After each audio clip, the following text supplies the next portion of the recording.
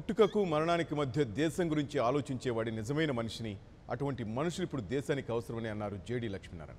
Visakha parliament Janasena అభ్యర్థి మాజీ CBI JD Lakshminarayana పుట్టినరోజు వేడుక ఘనంగా జరిగింది. జేడీ సైన్యం ప్రతినిధి సతీష్తో పాటు పలువురు ఎన్జీఓ సంఘం నేతలు ఈ కార్యక్రమంలో పాల్గొన్నారు. జేడీ పుట్టినరోజును పురస్కరించుకుని ఏర్పాటు చేసిన రక్తదాన శిబిరంలో లక్ష్మీనారాయణ రక్తదానం చేశారు. అనంతరం ఐఏఏఎంలో విద్యార్థులు ఉపాధ్యాయులను ఉద్దేశించి ఆయన ప్రసంగించారు. మీ అందరికీ నేను ఇచ్చేది ఏంటంటే, సమాజం కోసం ఒకటి బతుకుదాం. మనకు ఒక సేయింగ్ ఉంది, మనం పుట్టినప్పుడు దేహాన్ని సంతరించుకుంటాం, మనం మరణించినప్పుడు దేవుడి దగ్గరికి వెళతాం. కాబట్టి ఈ దేహానికి దేవుడికి మధ్య దేశం ఉంటుంది, అది మర్చిపోకూడదు.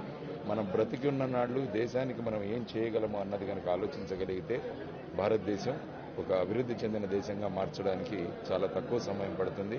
గురువుగారు అబ్దుల్ కలాం గారు కూడా ఇదే చెప్పేవాళ్ళు, ఎప్పుడు అభివృద్ధి చెందిన దేశంగా భారతదేశాన్ని చూడాలి.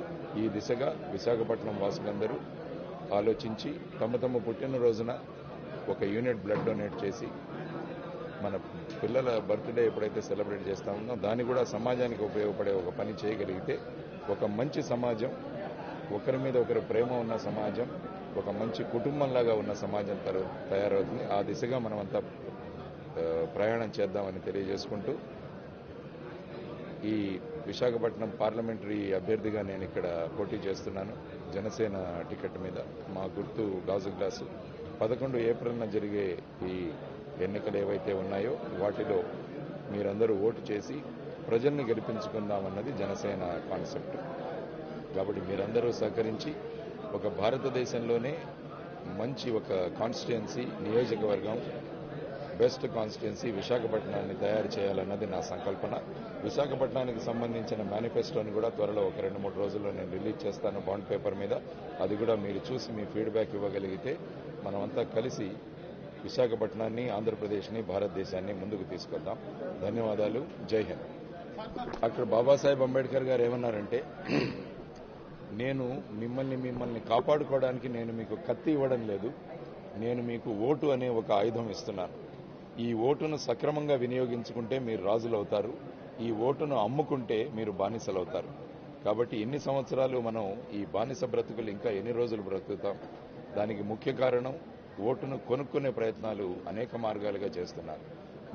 మనల్ని ఒక కొనబడే వస్తువుగా ఈ అభ్యర్థులు మార్చేస్తున్నారు. ఈ వలలో పడకండి. జనసేన మేనిఫెస్టో చూడండి. దాన్ని గనుక మేము పూర్తిగా ఇంప్లిమెంట్ చేస్తాము. అది చేస్తే 5 సంవత్సరాలకు కనీసం 9 లక్షల దాకా మీకు సేవ్ అవుతుంది. ఇదంతా మీ డబ్బులు. కాబట్టి మీ ప్రజల ద్వారా ట్యాక్స్తో వచ్చిన డబ్బులు మళ్ళా ప్రజలకే వెళ్లాలన్నది జనసేన కాన్సెప్ట్.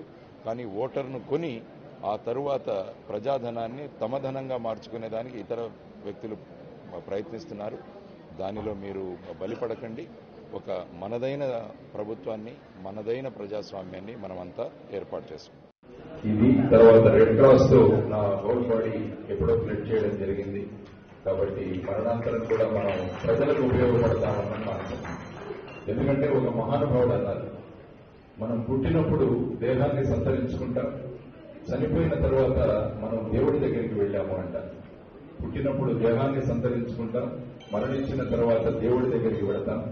ఈ దేహానికి దేవుడికి మధ్య దేశం ఉంటుంది అన్నది మర్చిపోకూడదు మనం. అందువల్ల మనం